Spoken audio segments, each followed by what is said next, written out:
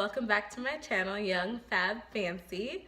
I just wanted to take the time so that you guys could get to know me a little bit better, since you'll be, spending time watching my videos and listen to me talk about whatever it is that we're talking about for the day.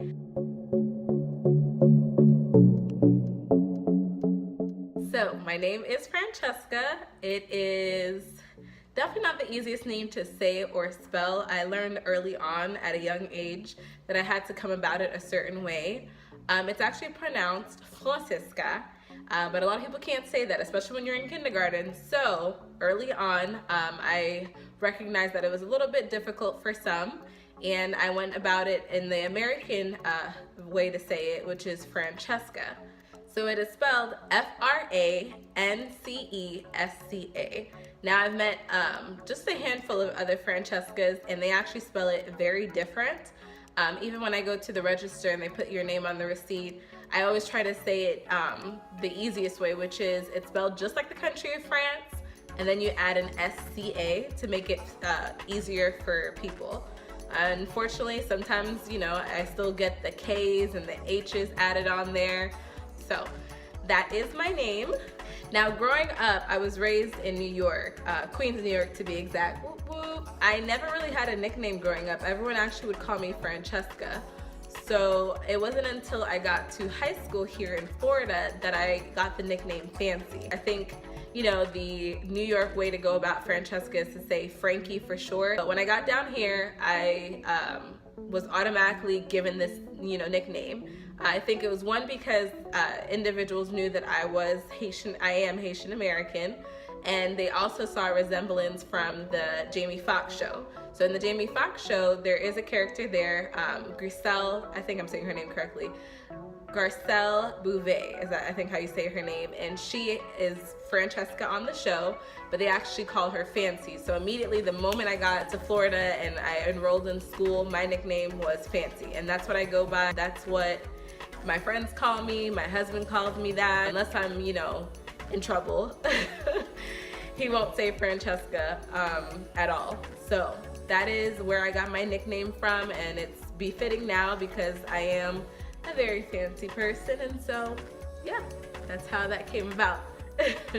So that kind of touches on the next thing that I wanted to talk about, which is I am originally from New York, and I grew up in a very, very eclectic environment. I loved it. I mean, there were so many different races, different cultures, just everything meshed into this one place. I remember, I was raised Roman Catholic, but I remember there was a Jewish temple down the street from where I lived. So, I mean, it was just so amazing to grow up there. There were Haitian Americans, there were Dominicans, there were Jamaicans, Trinidadian, Guyanese, Vietnamese, you name it, the globe was there. And it was just an awesome place to grow up. I truly believe what they say is true, which is if you have been born and raised in New York, you can live anywhere. And I attest my tough exterior but gentle side to my concrete jungle that I lived in for so long. I touched on it a little bit. I am Haitian American. I'm actually also Dominican American as well. My mom is half and half and my dad is full Haitian, but I was raised predominantly Haitian American.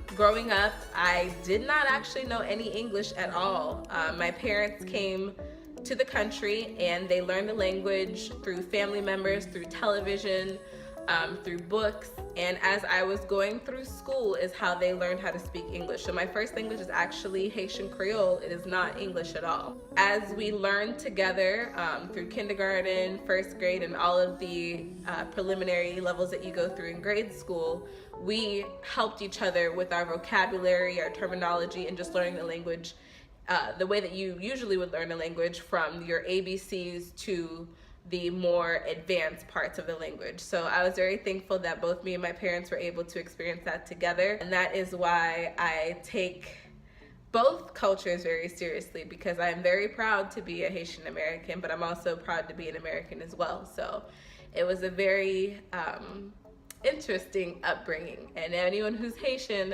American, you know exactly what I'm talking about. A lot of people don't know this. I never ever went to public school until I was in high school.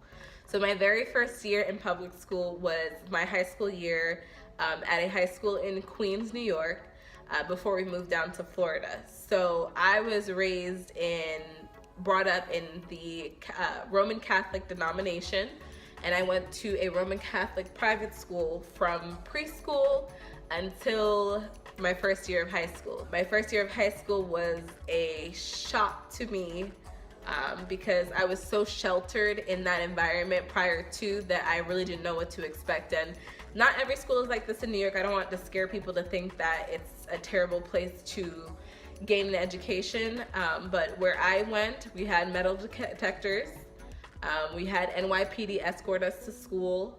It wasn't very uncommon for me to see, you know, Bloods and Crips and gangs and things like that when I went to school. So even though it might sound scary, I actually had a really, really awesome time gaining an education. There were so many opportunities there alone in that particular school that if I were to have continued my education there in New York, I'm sure that it would have been just as elite as anywhere else. It was just a different circumstance, and so yeah, my first time in public school was my first year of high school. So imagine just being in a very sheltered environment to getting escorted to school by NYPD and going through a metal detector before you went to class. So different, but I still got a great education. Now, you've heard me touch on being raised Roman Catholic. I no longer am part of that denomination. I'm actually part of a non-denominational church. I still believe in God. I still believe in Jesus. I am a Christian. However, when I came to Florida, it was a pivotal moment for me because I was going through my teenage stage, and so I was very rebellious and very worldly, so to speak. And it wasn't until I attended Great Faith Christian Center Church here in Sanford, Florida, that I made that transition. And it's the best decision I've ever made. God is my #1 priority before my husband, before my kids. And if you're in the Sanford area or even in the Orlando area of Florida, I would totally attend just a service in a Roman Catholic church. I didn't get exposed to much of the Bible because I think it's called the Missional, and I forget, but the official book that we would read from would have predetermined scriptures in there for the day, and it would be that one scripture for the entire mass or service. And at this non-denominational church that I attend, we go through the whole Bible from cover to cover, and I never even realized that there were so many parts of the Bible that I was missing out on. And so that was definitely something that caused for my life to change from, I would say, mediocre or less than to amazing. I would never ever trade it for the world. My experience there, it's made me a better person. I became a wife there, a mother there.